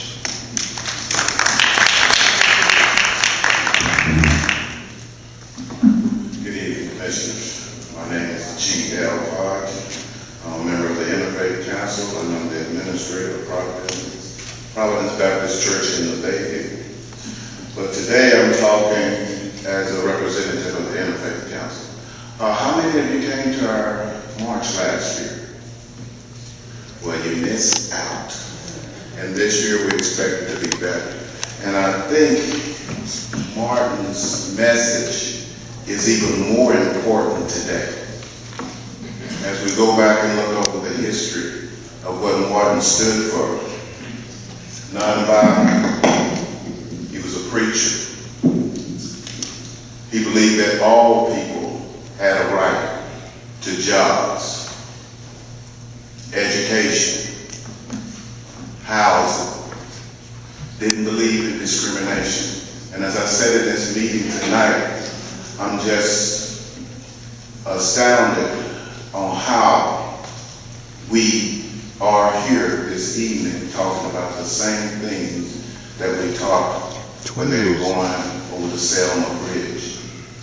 And that's what the Interfaith Council is here to bring to the market. It is wonderful working with the Martin Luther King, the California Martin Luther King Association, because together with what we all can bring is a voice to everyone. Everyone that's here tonight, everything that you have said, every organization that you represent, we invite you out to march. We invite you out to bring your banners, bring your voices. If you're a nonprofit, if you're a clergy, if you're a family member, we want individuals, we want everyone to come out and have a say. But most of all, this is a love march, this is a peace march. We're coming out to bring our communities together and let the world, San Francisco, know that we can come together. We can come together in a peaceful way. We can march and we can voice our opinions. And I think the Human Rights Commission is the right place to come and announce this. Because we need love, we need prayer, and we need every congregation to come out and voice their opinion for what they stand for. We give a voice to everyone, but we speak on no one's behalf. Thank you.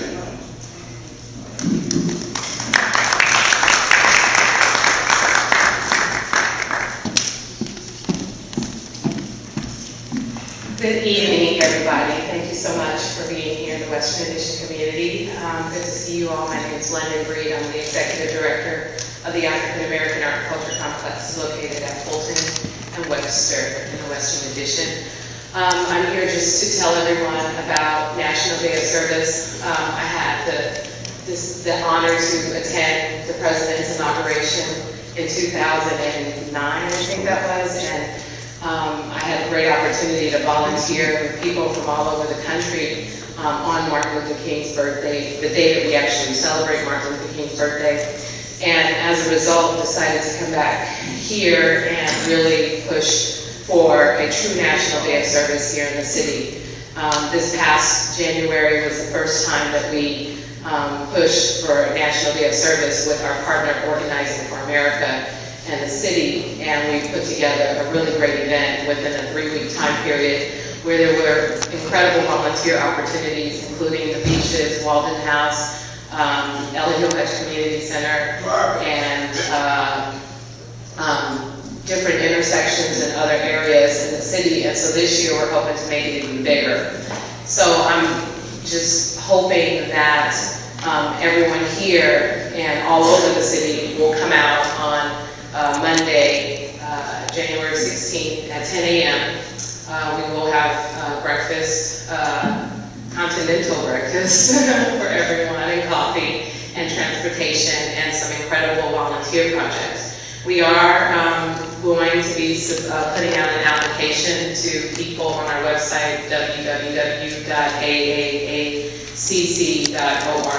So if there's an organization that is interested in submitting a request for volunteers, there's information that we would need from them, including their location, staff contact, number of volunteers needed, so whether or not they have supplies, is it a painting, interior or exterior painting assistance they need, or is it a gardening project, planting trees, or what have you. They want to make their facade look more beautiful. So we want to do this for organizations that can't necessarily afford to pay for these kinds of improvements. At the African American Art and Culture Complex, we've been really fortunate. Japantown donated cherry blossom trees to us, and we weren't able to even plant all of the cherry blossom trees that we received, and so we're interested in, making a home for these other trees that we have available to plant. So this National Day of Service is about doing something for your neighbors, and that includes anyone and everyone throughout the city. And I am really, really excited about this opportunity because I am a big Martin Luther King supporter, not just because of his speeches that have been popular, but just his consistent message of what it means to treat people with respect, no matter what the color, no matter what you may think, no matter what your opinion is. It's really about how you treat your fellow human beings here on this earth that makes this place better, regardless of how they treat you. And he promoted nonviolence, he promoted respect amongst one another. We cannot control the actions of other people, but we can control the actions of us and how we treat one another. And so his message was consistent. He was a true leader, and he was an amazing human being, and we honor him on King Day by basically rolling up our sleeves and getting to work and helping other people in the city. And so I'm truly honored to be able to host this event along with organizing it for America and the city and county of San Francisco. And I invite you all to attend or encourage other nonprofit groups or organizations that you have relationships with to submit a project to us and come out and volunteer as well. So thank you so much, and let me give you the email address. Is info@aacc.org.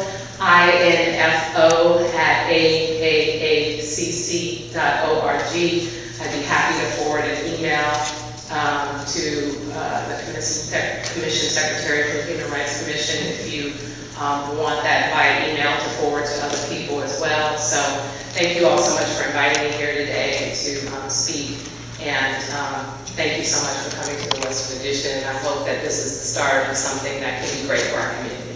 Thanks. So with that, we'll move forward. I don't know if any of the commissioners have questions or comments, or if you will allow us to move straight into public comment. With that, we will move into public comment. I'll start with the cards that I have. Angela Jenkins, Espinola Jackson, Focus, Chester Williams. Good evening, I'm Angela Jenkins, and my question is basically with the 2009 report that was finally published after being generated in 2007. It's the out-migration report. I'm a relatively new person to the city of San Francisco, and along the lines of Davis Brown was saying, it's difficult, and even Sophie Maxwell said it at one point, to be black in the city of San Francisco. I appreciate the commission being here. I appreciate its existence. And being judged by one's outer exterior is something that's very difficult, and it's real, it's palpable. But I want to be very positive tonight and focus on the hope that we have in bringing jobs here. I'm here, but I live in District 6. I know that we're going to build up something really great here in the Western Addition, but there are many black people in San Francisco. I'm hoping that in the future, if we do have these committees that maybe work directly in one city, then everyone can attend that meeting. And I really am going to go down to one question. One question I've been trying to ask since the beginning of the announcement of America's Cup 34. America's Cup 34 are, let's say, I think that's the complete pronunciation of it, or how you might detail it. Will it in itself, with the possibility for many jobs, there are going to be structures that are going to be left down at Pier 32, as I understand it. There'll be a legacy. There'll be things that are sustainable. The transportation will also be left after this. Will it derail the 5 recommendations in the mayor's out-migration report? Can any of you answer that question or direct me to someone who can? I'll say it one more time. There are 5 recommendations, as I know it, and others may know it more than I, in the final published out-migration report from the mayor's office. 2 minutes. Go ahead and repeat your question, and then Mr. We can follow up with her after. Should I repeat it? Yes, repeat your question, and then we'll get The back. 2009 mayor's out-migration report has 5 recommendations. It mentions the Office of Workforce and Development. They're already there. That's been there since 2009. Will the America's Cup derail that commitment? Or will it be a prime opportunity to fulfill that commitment? So Romulus has been working with the America's Cup, and so we can get, if you just make sure to give Mr. Murray your address, we can follow. Oh my God. All this rhetoric, no answers. Espanola Jackson, I would like to make some corrections Please. dealing with this report. Number one, it was in 1962 when we marched to set up the Human Rights Committee, and it was set up by Mayor Shelley in 1962. In 1964, the commission was set up. It became a commission. Now, it was not until 1993, and I heard someone talk about 1990, here, oh, it's here, 1993. What occurred in the early 90s is there was going to be, they had declared the Hunter's Point Shipyard as a Superfund site. And the people that made the Hunter's Point started talking again about what happened to the Negro agenda, because that's what it was called in the beginning. We didn't become black until later on in the 60s. And now we African American. So then we became African American later on. So it needs to be clarity here so people can understand. And I like to make it known that this commission has had its wings cut. What I see on the back, where you have here City Bill, number one, you had the authority in the beginning to have oversight. Yes. What was going on with employment, business, and everything else. But it was and the people need to understand and know the facts. Right. It was 6 years ago, about 6 years ago, when workforce was set up under the mayor's office, and it was done by the redevelopment agency. Dwayne. The reason that was done was funds to flow to that department, not to your department, under workforce.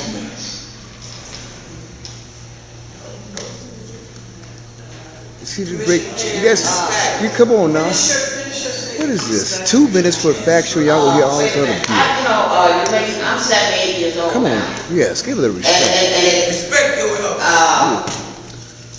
I was on screen to let the audience understand what jeopardy that you're in, that you cannot do your job. That's what I was trying to do here. Because of the fact, when your wings was clipped, and it was stated that you can no longer be a watchdog because you have workforce, you have City Bill, who's watching them? You not. So nothing is being done, and I am tired of fighting, going to these commissioners' meetings and making demands and making sure that the communities, and I'm not just talking about Baby Hunters Point, I'm talking about the citizens of San Francisco get what they deserve. And we in none of these communities are getting what they are deserved. I would like to say that it was Roger Boyd, that hired the first African black person to sell a car. I just want to say this. Because of that, we have been left in a hole. And I'm standing here tonight because I had asked that the unfinished agenda be brought to the floor, I think it was 2 or 3 weeks ago. I would want to see a council, a African American council set up. I don't want to deal with none of these other groups that have been meeting. No youth. Because of the fact nothing have been done. And those of you, and I just want to say to the people that are listening, those of you that are interested, the director said, please fill out and let them know that you want to serve on this council. If not, we're going to continue to be saying the same thing that we talked about in 1962. Thank you. Thank you, Ms. Jackson.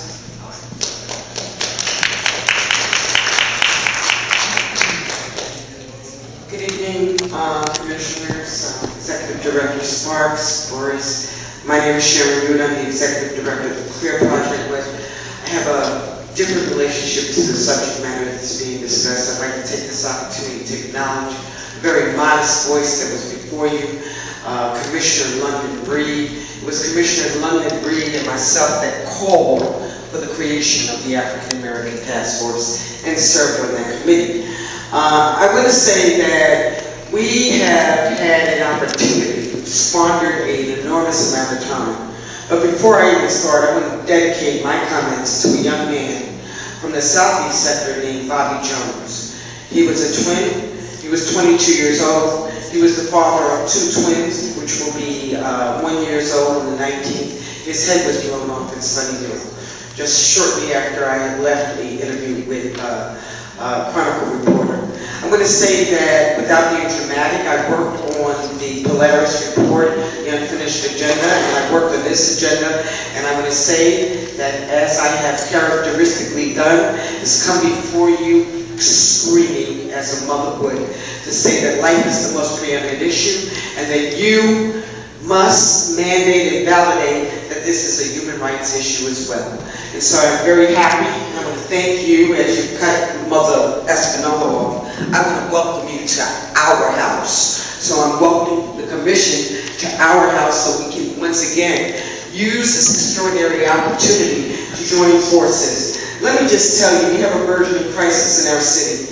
And it's not just the African American community, it's the African American and communities of color and low-income communities that are converging all in a physical reality in place. And one of the things I said to the mayor in Ace, Washington, I want to commend him for his continued advocacy at the very first meeting, is how are you going to do, in lieu of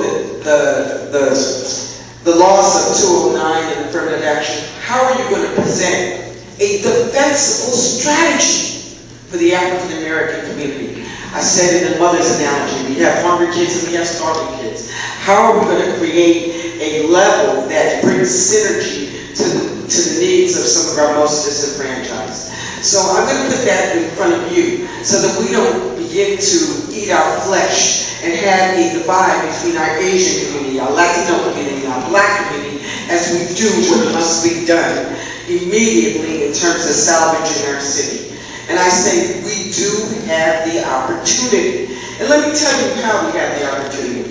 One, I'd like to commend David on his comments, but I would also like to point out that Paul Henderson is here.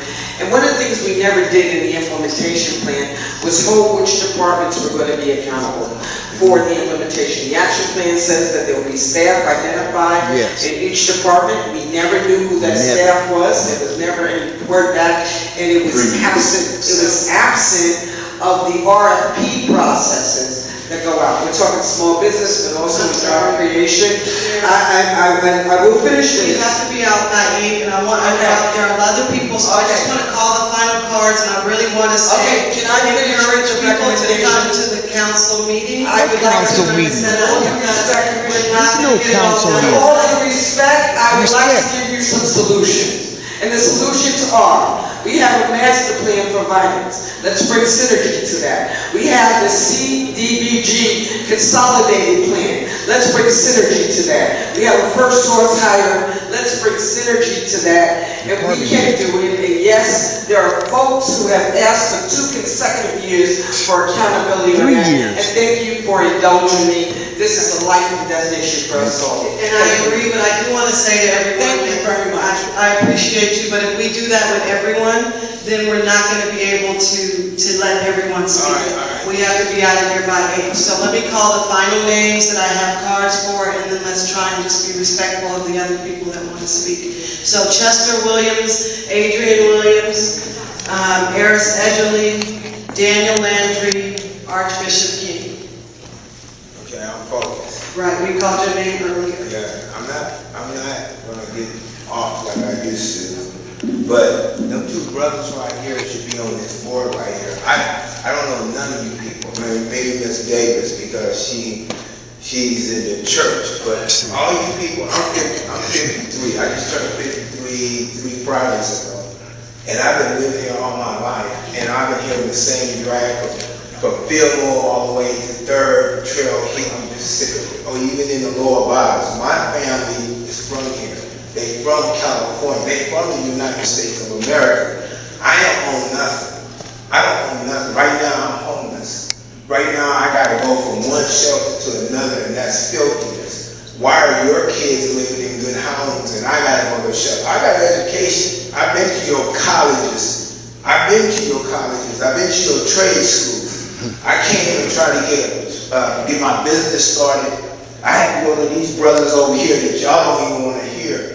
Bishop King and Daniel. these are brothers that you should have on your board. These are brothers who understand with all that you talk about up there and all you people that goes around and all this. I work with these brothers. They about the community. They're about African American getting jobs, getting someplace to stay in these nice places. I'm not gonna go off because I usually go off. I got a show called Focus Be Free. I understand that these youngsters who go around here and blow each other up don't understand the corruption that my grandmother, my grandfather had to go through in this city alone back in the 50s and the 40s. So those youngsters don't understand that. The schools you send them to, the babysitters that you give them, they don't understand that. Yeah, I've been to your penitentiary and to your jail, but I tell you what, if I was that bad, I should be in my grave. You shouldn't even be standing up here or sitting up here. But I'm not that bad. Talking about love, you people don't love us. It's just a business to you. I guess that's 2 minutes. But if I had more minutes, we wouldn't even be here. Very well. Put it together. That's as calm as I've seen him in years. Justin Williams. I represent actually 2 companies. When you talk about business with human rights, and I purposely haven't followed human rights over the years because I didn't like the politics in it. You know, I didn't see where you would really help me make money. I didn't see where you would really benefit me as a small business, as hard as small business is. I've had been this for almost 23 years. I started in my own 2813 Pine Street, Pacific Heights. Global communication that I had ties with Silicon Valley. So my talk today is about communication, about educating young people in technology. San Francisco has failed. It's failed because the politics in this city have not allowed young people to get the kinds of training that can give them the kinds of jobs that they need to have. I was teaching school in Los Angeles, got a major contract with the Rand Corporation, taught me about computers, came back here and met every big head in computers, sat down and had drinks with Steve Jobs, just talking about what we could do for black folks. Have met Bill Gates on a number of occasions. And then when I come back and try to put something in the community, I get nothing. And many times I've been frustrated with much of the politics that has happened in this city. Politics will not get our kids educated.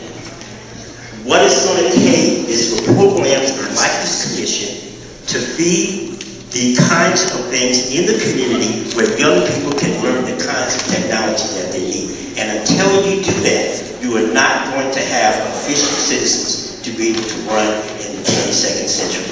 It's not going to work, and there's a lot of talent out there that needs to be accessed. Now, I'm going to get on one of your subcommittees, okay? And I'm going to show you what I know. But after I do that, I want you to say that you're going to work with me to make those kinds of things happen in this city. And if you don't, then I'm going to talk about you guys back and forth. Okay, straight up. No more games being played because our kids are suffering. Thank you. I've never heard. Hi, I'm Adrian Williams of the Village Project. And first of all, I'm really depressed that it took you guys 40 years. Jesus Christ. Okay, so I'm not hopeful. But one of the problems that I've seen across the board is that you project these promises, these ideas, these studies, and then there is no compliance mechanism. You all make suggestions that you gotta do this, but nobody ever forces anybody to comply. So my question is, what is the compliance arm of this committee? The city, you know, you asked this question with city departments. We got to hire locally. Who enforces that? There is no. It's not no state certified compliance officer. Right. It's the same. Oh, right. Right. Oh. Right. So my question is, well, my concern. First of all, I'm depressed, but I'd like to feel hopeful. 40 years, that's really depressing. But there has to be some compliance mechanism within the city of San Francisco. I am just so tired of the promises. We've had workforce development over here. 30 seconds. Ooh,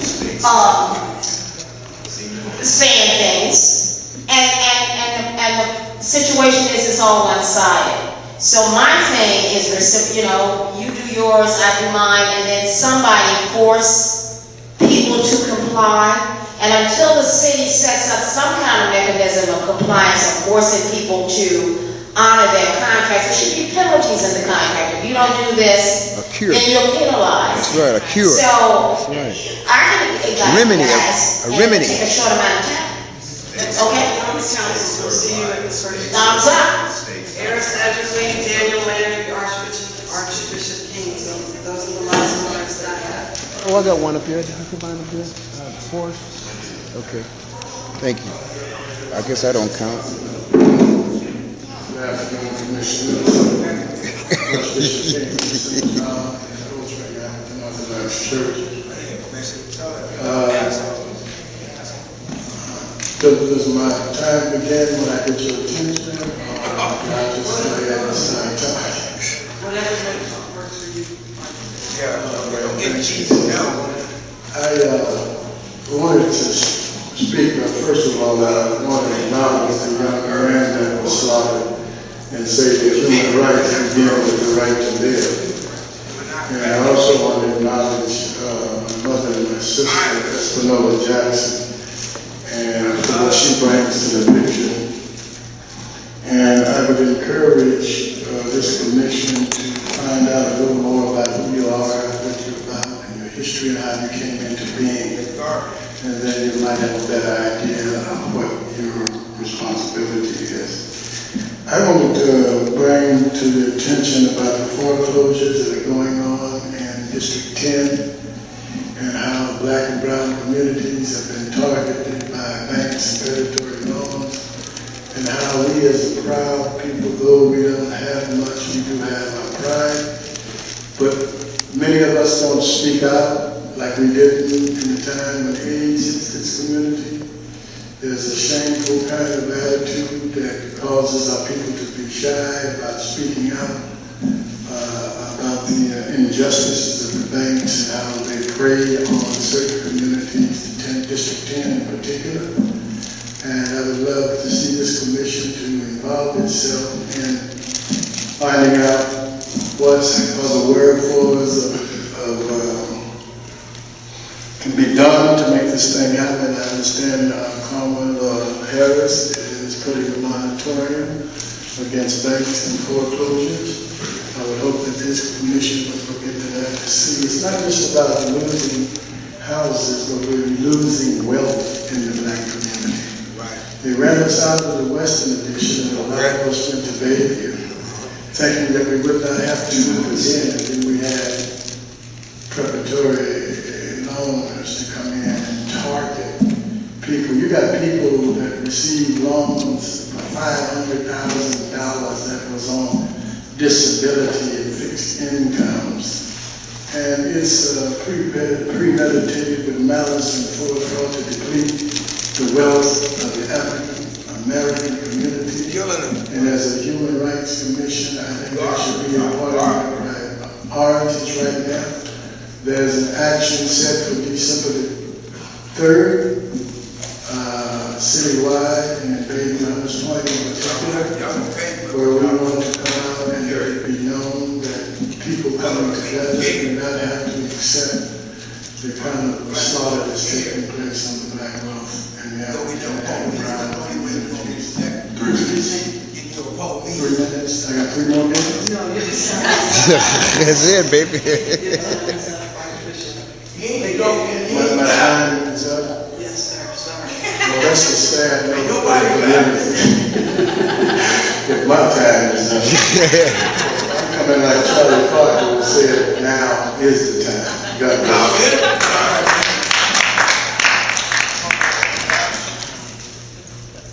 Good evening, Commissioners. My name is Eris Edgerly. I run a nonprofit agency here in the Western Addition. For several years now, I want to say for about 12, we've been representing the African American community as an African American male standpoint. We represent the men that you see in our community that have lack of jobs, that have child support issues, housing issues, and there's a lot of employment that's in this community. We just had to actually take about 25 brothers up here to which we call Cito's property and knock on Cito's door and tell them that we want some hiring going on. We had Brother Ace start a conversation with the paint company across the street.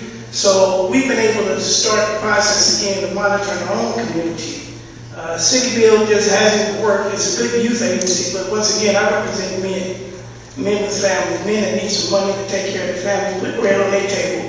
And these men are over 25, not just young, not young men, not transitional age men, but these men.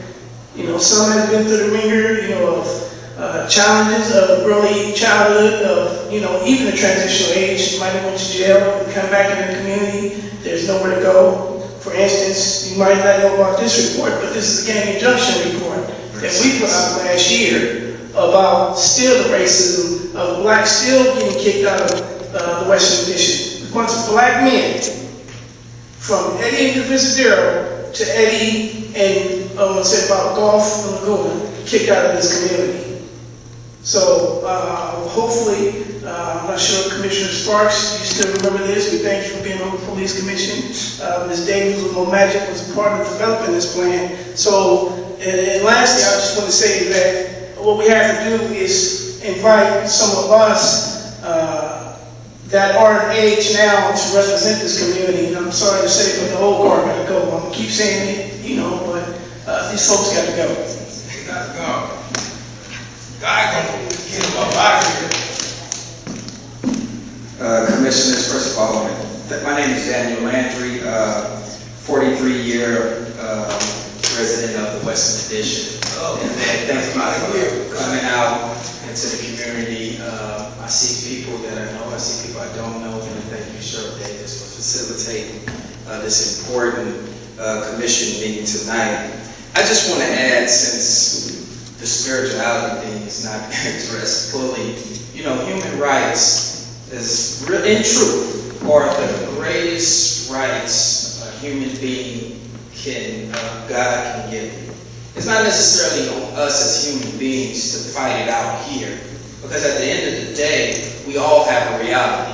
If you're a politician, you have a reality. If you're from the community, you have a reality. If you're a business person, you have a reality, etc., etc. I went on your website earlier today just to try to get a better understanding of the Human Rights Commission.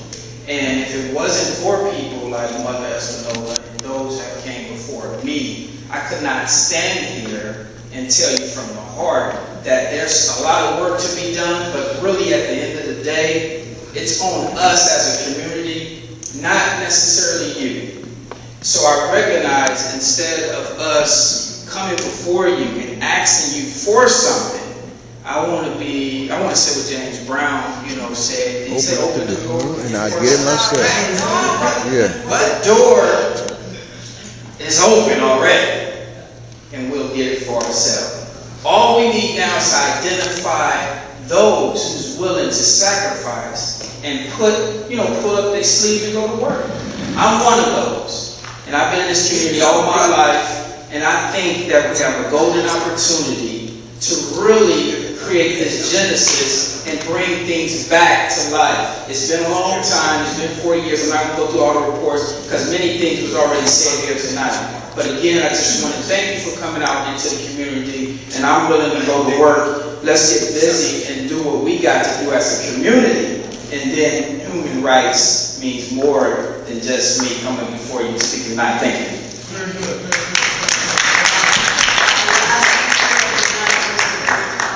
Okay. First of all, I want to thank Sister Davis for putting a wonderful meeting together. I want to thank, we do have a representative from the community. She's a diamond in the grass here in the West. Even though she might not think it, y'all might think it, I really respect Commissioner Davis. I want to thank her, regardless of what I say up here, she knows in my heart I respect what she's doing. She's doing a wonderful job. Now, after saying that, I'm not going to criticize nobody right now because I got enough footage right here going back, so I don't need it. But what I do want to say is I'm hoping that this new committee will be something that we can work and engage and move forward on. My issue is right now, I'm going tomorrow, the next day, knock on room 200. Ed Lee, he knows me. We worked together when he was with the HRC. I ain't gonna sing it. But the thing about it is, y'all, all of this talk we doing here is up to Ed Lee. So that's where I'm gonna be. Now, I talked to him and asked him to come out. He said he couldn't make it. He sent out his representatives and they gone. I mean, and even Ross, he left out here, and I praise him. So I'm not going to criticize. I know Director Sparks, we go back to police commissioners and the rest of Chan. So I know y'all always say I'm always criticizing, but I'm not really criticizing, but I'm going to be there in this process of putting this together and moving forward. So for the record, I'm all for let's try to move forward, okay? We're going to take all this information we have, put it together, work with our younger generation, and move forward. Because without a doubt, out of all this, everybody's making their thing. It all goes boiled down to room 200. Now, Ed Lee's in there comfortably now, okay? He's not an intern. He's mayor-elect. Now, we're going to see how he's going to do, or we're going to have to reject. I don't know. But let me just say this. My name is Ace, and I'm on the case, and I'm telling y'all I was born and raised here. So it's 2 minutes, but I just want y'all to know I appreciate y'all here, and may God bless us all. Thank you, Sister Commissioner Davis. Thank you. We appreciate it, and with that, I will pass it back over to Chairman Sweet. Thank you again, Mr. Washington. Okay. Thank you all for coming. I appreciate your indulgence. We were supposed to be out of space at 8. We ran a little late because of technical difficulties at the beginning. The Human Rights Commission meets the second and fourth Thursday of every month at City Hall on the 4th floor, starting at 4:30. I've seen a number of you there before. I hope you'll come by again. I encourage everyone to sign up for the committee. Get your name on the list. Look for that email. Let folks know you're interested. And I appreciate you coming. I appreciate the commissioners. And thank you to Commissioner Davis for leading this meeting, for setting this up, and for doing a great job. And I want to congratulate you. I know he's going to act up, so I don't have to say that. Y'all did a wonderful job here. Y'all did a wonderful job. I don't give a damn. Tiny young guy. Ain't arguing with that being said. And I don't give a fuck. Cheryl. Such a liar. Only one black person up there, and she's just the biggest hypocrite around. Bill. And I said, fuck, nigga. Liar. You said killed and raped my family in the Fillmore. He's just the long shit. You're a black. All right. Okay. You're a good singer too. I didn't know that. Compared to that, I was mild. Thank you, Commissioner. No, I did not. You see, I wasn't part of that. Commissioner, welcome. Well, good. I know I wasn't part of that. I know, but I wasn't part of that. I didn't.